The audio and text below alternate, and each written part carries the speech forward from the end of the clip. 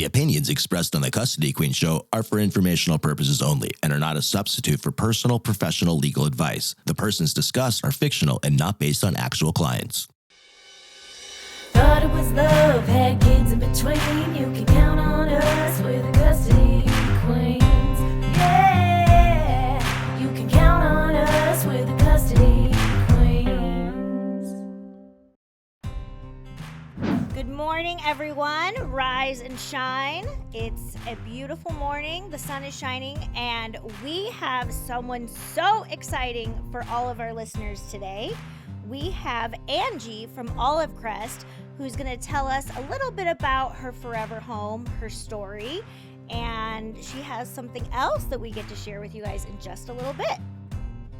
So welcome, Angie. Thank you so much for coming. Thank you guys for bringing me here. So do you want to tell us a little bit about yourself? I'm 16. I'm a junior in high school, and I like to play music, and I love music. That's amazing. I love music. I can't sing, or I have no artistic ability whatsoever, so I appreciate you. Yeah, I'm always very envious of people that can carry a tune or can read music, because I'm creative in other ways, but I do not have an artistic bone in my body. Yeah, and there's nothing worse than like just singing your heart for someone who can't sing, which is me. Singing your heart out in a car, and then someone turns the radio off really fast and you get caught. Literally the best feeling ever. Yeah, for Especially you. But I love that feeling when you're by yourself in the car and you pretend for a hot minute that you really can sing, and you just, you get all into it and you feel it and the movements. And then you realize how horrible you are, but you keep going, Yeah, you should hear my happy birthday. If you're so lucky, I'll send you a video, Angie. Oh man, I can barely do happy birthday. I mean, that song's pretty hard. Oh man. Yeah, my daughter will look at me and go, Mom, that was horrible. But the confidence with it. I've gotten those voicemails from you, and I love them.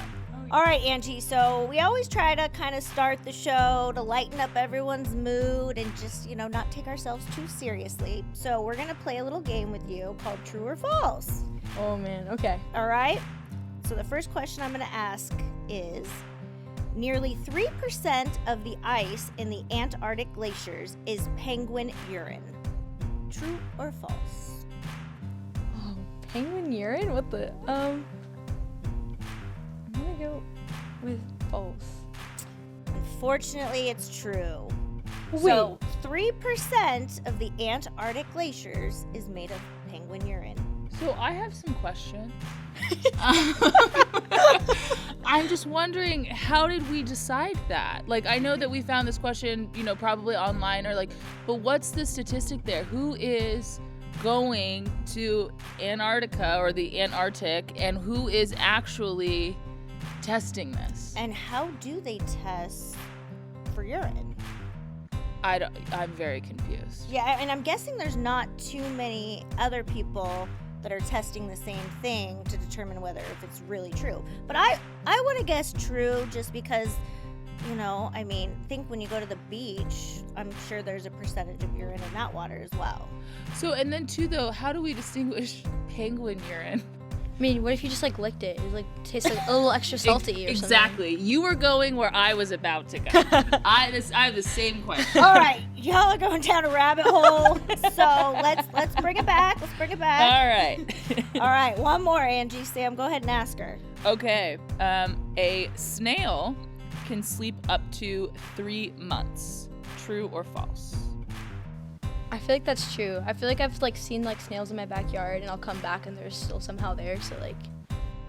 So the answer is false, but I think that you're right-ish, because they can sleep for 3 months, but they can sleep a lot longer, actually up to 3 years.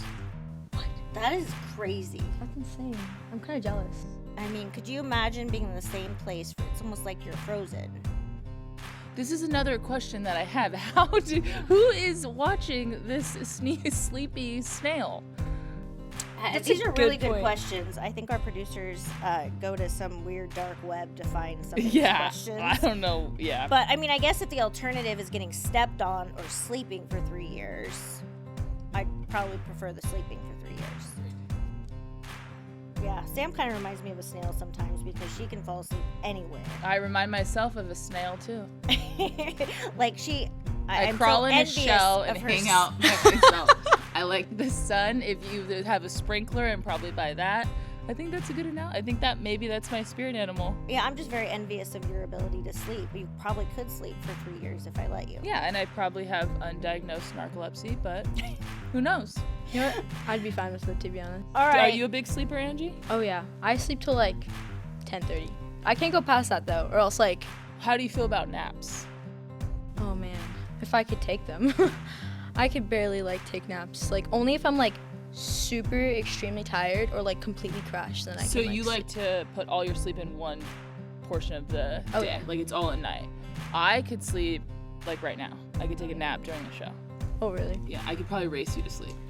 Yeah, my nap thing is either I get 3 hours or there's no nap. Like, I'm not a 20-minute napper. I wish I was. 'Cause Yeah, I don't understand how people do that. I fall asleep for like 3 hours and I wake up and I'm like all sweaty and like wondering where I am and everything. Yeah. And you know what, Angie, I'll tell you, I used to be able to sleep in super late.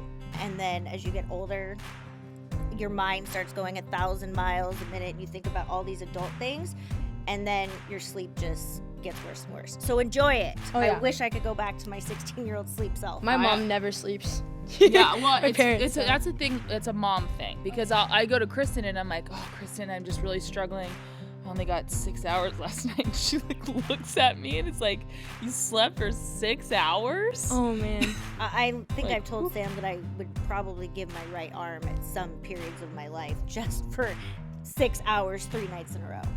But yeah, that's just part of, I don't think I've slept fully since I've been pregnant with my first child. Oh yeah. My like brothers were, like little. My mom had to sleep with like one eye open. Like Especially with boys. oh yeah. All right, Angie, we got another one here. It's the last one. Okay. Hopefully Okay, get I some. know you can do it. All right. Human facial hair grows faster than any other hair on the body. True. You got it right. Yes. But my gut was false on that. Well, then you don't have facial hair. Well, because I feel like once you like pluck your eyebrows, like literally 3 days later, they're like already back. Yeah, see, my eyebrows like grow pretty slow. Listen, I am a hairy person. And I could tell you 100% locked in for all the marbles that your facial hair grows faster.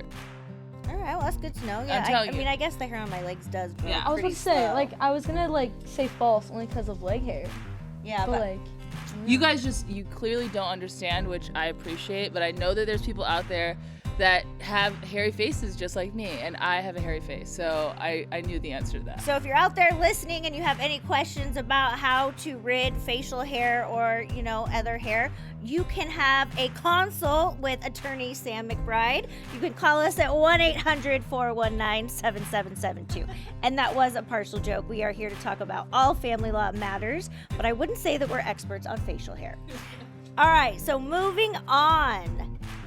Angie, why don't you tell us, you told us how old you are, you told us what you like to do, but the reason we brought you on today is because you have a 1 in a million story that is it's nothing short of a miracle. And so I would love for you to share that story with our listeners. I was adopted about 5 years ago with my now forever home. Before that, like life was just pretty rough. I wasn't in like the greatest situation at all. My mom was like very mentally ill and just like couldn't take care of us. And one day, after just getting out of my first foster home,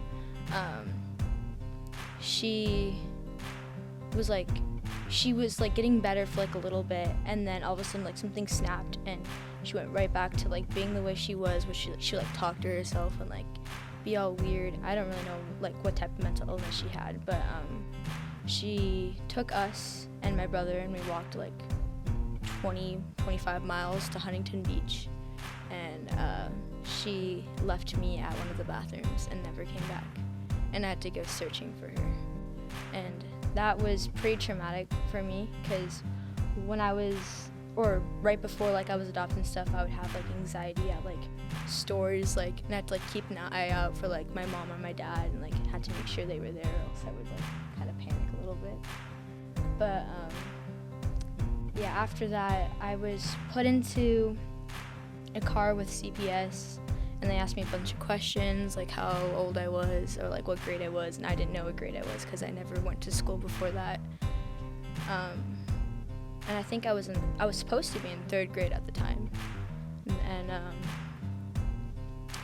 after that, we went to the police station, asked more questions, and then after that, I was placed into this place called Orangewood. And for everybody listening that is not familiar with Orangewood, it is a temporary placement for children until these children can be placed with a foster family or they are adopted. And it's in Orange County. It's over by the block of Orange. I've actually been there a few times to volunteer, and I encourage everyone listening to get involved some way or the other if they can. So Angie, I know you said that you didn't know what grade you were supposed to be in because you didn't go to school. So that was about how old were you when that happened? 8? Yeah, I was 8 years old. And did you have siblings? I have one half brother, and he was with me through this whole entire time, and he's still with me to this day and adopted through the same thing, which I'm really grateful for. Well, I'm trying not to cry here, and I know that Sam's Don't cry, eyes I'm are gonna cry. watering, and I think, Angie, you have every human in this room shedding a few tears. And one, thank you for sharing that piece of your life with us, because I know it's not easy to talk about past trauma that we've all been through, but it's stories like yours that get people out to volunteer and to commit resources and to commit their time so that we can have more stories like you. And so tell us what it's like with your forever home. It's crazy. To this day, I have 5 younger brothers. 2 of them are 4, one's 5, and that's insane. Like, our house has never been the same after that. I have one 10-year-old brother and my half-brother, Jameson, who is 15. And You're the only girl. yeah, I'm the only girl. Well, that's good because you're the only princess. That's what I tell my daughters when she always wanted another to have a sister. I said, well, you get to be my only princess. Yeah. My mom tells me, like, oh yeah, when you're 18, we're gonna get another baby girl. I'm like, oh no, you cannot do that to yourself, girl. And girls are expensive, so it's good that you're, Yeah. your mom gets to put all of her resources and time into you as her only girl. Sam, do you have any questions? Yeah, so, I know you have a bunch of siblings. It sounds like you have a lot more of a family than I had growing up. I have a very small family on my mom's side. So what's that like? Is it hectic? Are you guys just running around? Hectic and running around for sure. But I mean, it's like kind of nice because me and my brothers were like all pretty close and we all like love each other, and sometimes we want to pull each other's hair, but like, I don't know. Is anyone else in your family interested in music? How'd you get into music? Jackson is kind of into music. I tried teaching him a little bit of the bass, and I had a little coffee shop like performance one time, and I had him play the bass with me for Riptide, and he was really excited about that. That's awesome.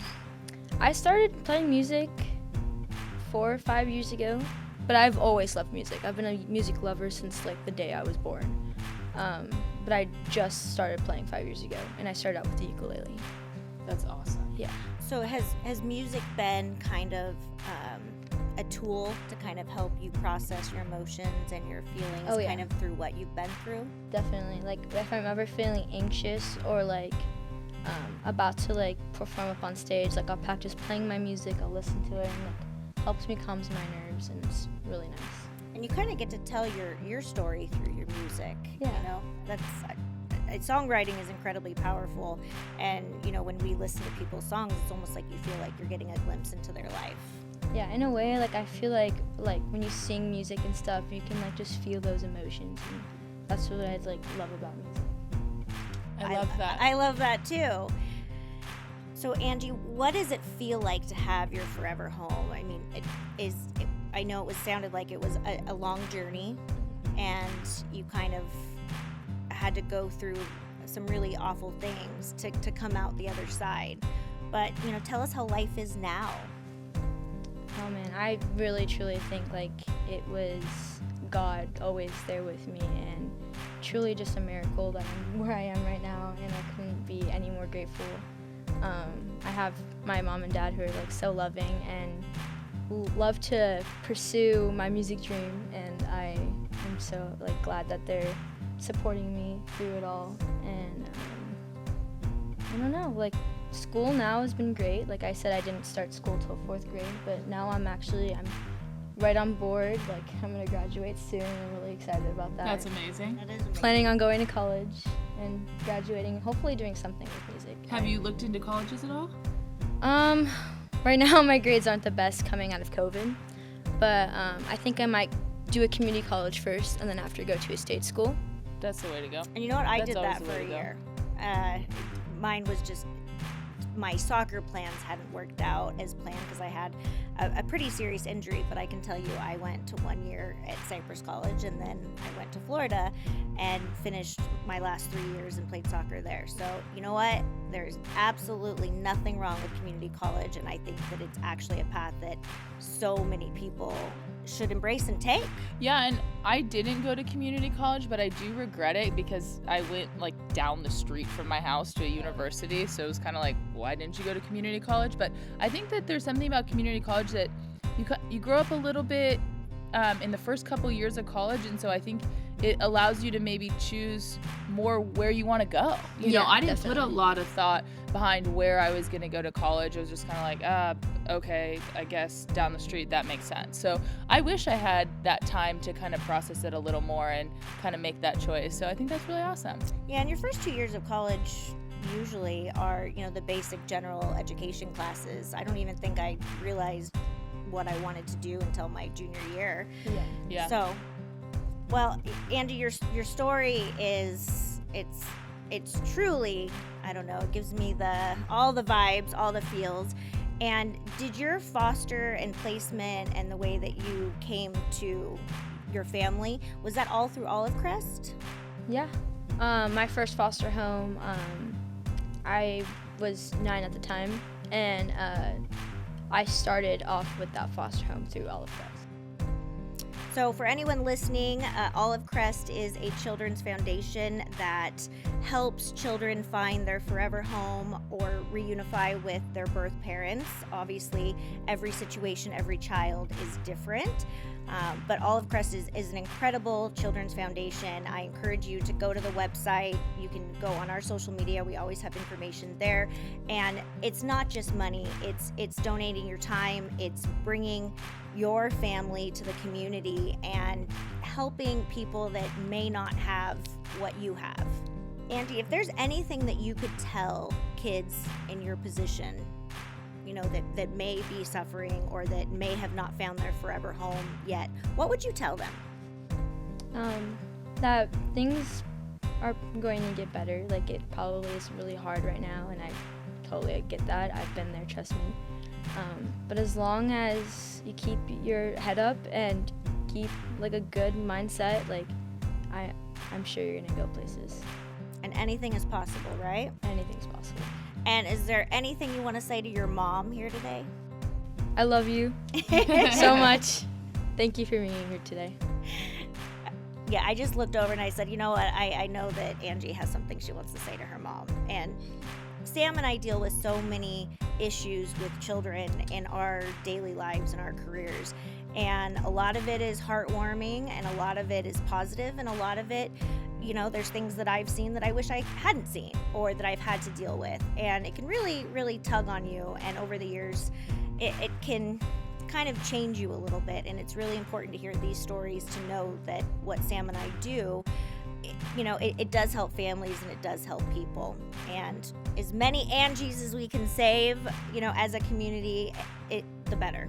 Yeah, and Angie, like, it's so incredible that you're able to come on the show and share. I don't think you really, I know we were saying it earlier, but I don't think you really can know from someone who hasn't gone through a similar experience how powerful it is for me to hear that, for me to know, so that I can, and hopefully, you know, some of you listeners, but so that I can realize what we need to do to keep doing this on a larger scale, right? We want to make sure that we can help as many people as possible. So thank you. Definitely. Thank you. Yeah, of course. Yeah, and what I love about this story is it's just a gentle reminder to everyone listening or watching. You know, as we go through family law, we have so many cases where they're volatile or there's heavy litigation and people are fighting over, 12 hours to be with the kids. And a lot of times, Sam and I have to get our clients to see the big picture. The more people that are around to love your child or your children, it only benefits the child. Sometimes, Sam and I will get a case where, one of the parents doesn't want the child to be around grandparents. And I know how important my parents are and my husband's parents. And I just have to tell my clients is, unless there's a safety concern, why wouldn't you want your child to be loved by additional people? Yeah, and I think that you learn something different from everyone that comes in your life, right? Some of the experiences are unfortunately from trauma, some are positive experiences, but I do think that you pick up a little something from everyone, right? It's like I'm picking up something from you in my life. It's an experience I'm having, and I think that we should all encourage everyone to have as many positive experiences as possible. And sometimes I think parents get a little too focused on the idea that they want or they picture what is right, but you can't give everyone everything, so you gotta kind of allow people to live.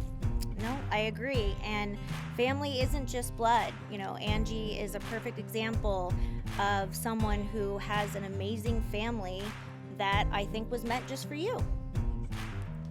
And life is a journey, and I truly believe, I know Sam and I have said it many times, is some of my biggest lessons in life have been the result of trauma or really difficult or challenging times.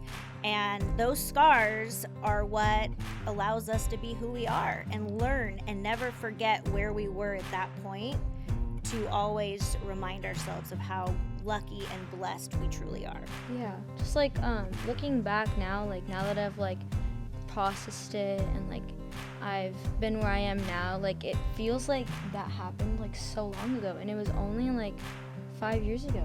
It's just insane. And my mom even says it feels like you've been in my life for ever, since you were born, and it's crazy.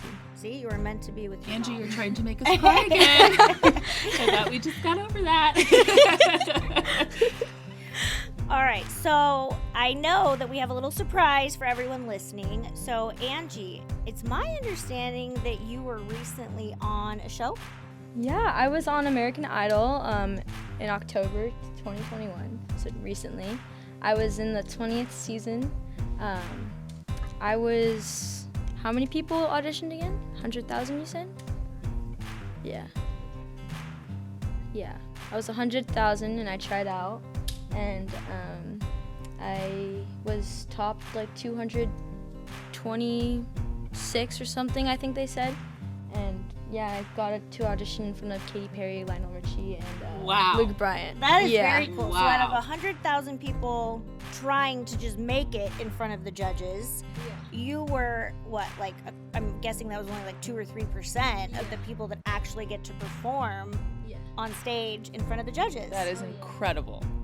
As somebody who fake played the clarinet for a year and a half in school because I wanted to be a dweeb, but I wasn't good enough to be a dweeb. I am so impressed by that. I love that show. That is so amazing. And you know what? She just made... I just realized how old I am because when she said it was the 20th season, American Idol started when I was in college. Oh, wow. So that just kind of made me realize how old I am. But love American Idol. And I'm actually going to go back and watch you on it now. Can I see it if I go search for it? Or? Unfortunately, they didn't air my audition, but it's okay. That doesn't take away from anything. The fact that you made it that far, that you had the courage, that you put yourself out there. Actually, my mom surprised me, and she was the one that posted the video and showed it to the producers of American Idol without me knowing. I had no idea. And she FaceTimes me one day and she's like, yeah, I have something to tell you. And I was like, what's up? And she was all serious and stuff. She's like, you're gonna be on American Idol. And I just sat there and I was like, no, I'm not. You're insane. I got all scared, but honestly, the whole experience was just so great. I've made so many friends that I still talk to. That's amazing. Yeah. And you have to think, out of all the people in the world, there's only a handful of people that can say that they made it that far. You know, I just love that you put yourself out there. You know, it's very courageous. Oh, it was scary for sure though. I like literally blacked out on stage. Did you get to meet Ryan Seacrest? No, actually he wasn't there when I was there, which is kind of crazy. Yeah, no, I think I still listen to him on Kiss FM. Oh, yeah. God, he's been around forever. All right, well, what is the biggest thing you would take away from that experience? Of American Idol? They gave me some great advice. They told me that they want me to work on my voice a little bit more and make sure that I'm totally like confident and comfortable with my voice, because I tend to like second guess myself when I'm up there and obviously get uncomfortable. And so I just need to be more stage presence, focus on my voice a little more, and I'm probably gonna go back freshman year. That's awesome, and I look forward to seeing you.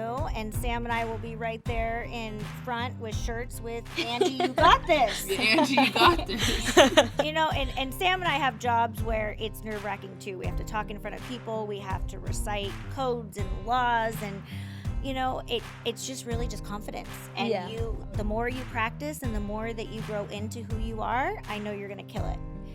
So let's give our listeners a little treat. And I heard you were practicing a new song or a jingle. I was. I'm really excited about it. All right. So Angie, could you play something for us? Yes, of course. All right. Let's go. All right, Angie Grace. Let's hear it. Thought it was love, had kids in between. You could count on us, we're the custody queens. Yeah, you can count on us, we're the custody queens. Oh, one more time, girl. One more time. For Thought it was everybody in love. their cars, get up and shake it out. What's up? Thought it was love, had kids in between. You can count on us, we're the custody queens. Yeah, you can count on us, we're the custody queens. Yeah! Yeah!